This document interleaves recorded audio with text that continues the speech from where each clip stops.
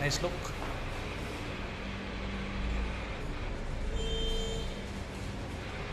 Oh, say hi. Take it. Say hi. Thank you. Okay. Thank you.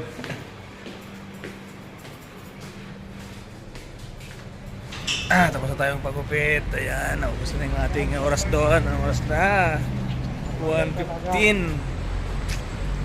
So, tumama tayo ng palengke market. Madami ng tao dito. Right. Dito tayo sa Alatia. Marami nakatambay.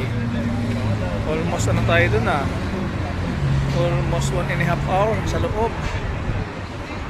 Alright. Tayo nakapag-video kasi binabasak nila ito. Wala yung Mamaya guys. Alright.